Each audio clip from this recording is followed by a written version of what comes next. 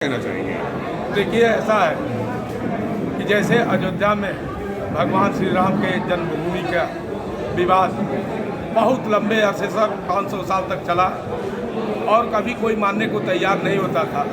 लोग कहते थे कि ये मस्जिद है, लेकिन यहाँ की बहुसंख्यक आबादी और जो इतिहास कहता था कि नहीं, ये राम जन्मभूमि है। और जब भारत सरकार के पुरातत्व विभाग ने वहाँ पर खनन किया और जब नीचे से उसके सबूत निकल के आए तो हिंदुस्तान की सुप्रीम कोर्ट ने ये मान लिया कि नहीं, ये भगवान राम का जन्म यही हुआ था और यही जन्मभूमि है।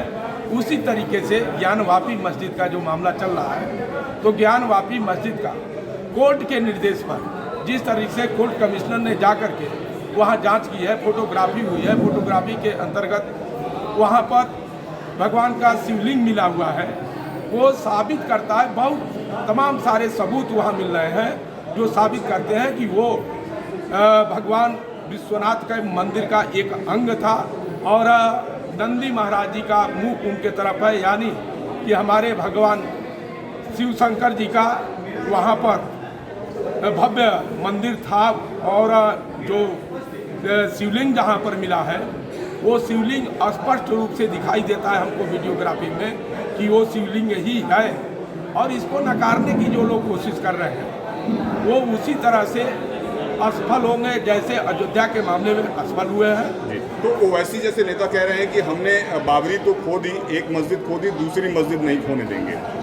ऐसा है कि कोई भी मस्जिद हो हिंदुस्तान के अंदर, ये कोई भी ओवैसी के पिताजी का नहीं है, यहाँ के मुस्लिम धर्मावलंबियों का वो मस्जिद है।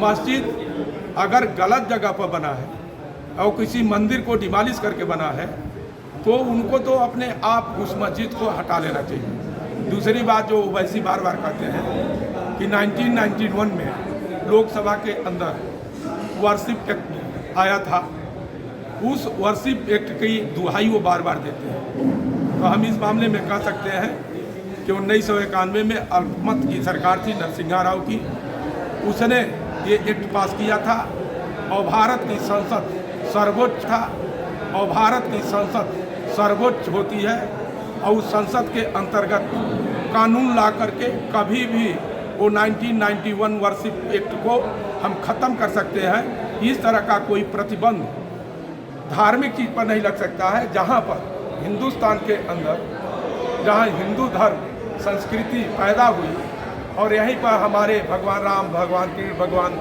शिव शंकर का सारा पूरा जनता को उनका आशीर्वाद मिला, वो हमारे भगवान हैं, इष्ट देव हैं, हमारे आस्था के केंद्र हैं। और उनके ऊपर किसी तरह का आक्रमण करके, अतिक्रमण करके, उनके मंदिर को ध्वस्त करके अगर मस्जिद बनाई गई है तो निश्चित रूप से 1991 वर्शिप को एक्ट को ख़त्म कर देना चाहिए और वहाँ पर पुनर्निर्माण होना चाहिए। तो आप बिल्कुल बिल्कुल हम लोग लेके आएंगे इस बात को।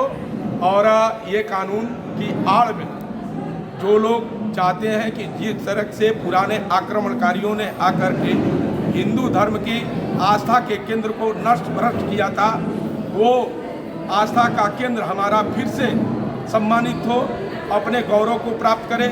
हमारे हिंदू आस्था के जो केंद्र हैं, हमारे जो भगवान हैं, उनको हम फिर संरक्षित करें, फिर उनका पूजा। हमसे जुड़े रहने के लिए हमारे YouTube चैनल को सब्सक्राइब करें और नई वीडियो की नोटिफिकेशन के लिए बेल आइकॉन को दबाएं। अगर आप ये वीडियो Facebook पर देख रहे हैं तो लाइक जरूर करें और ज्यादा से ज्यादा शेयर करें। धन्यवाद।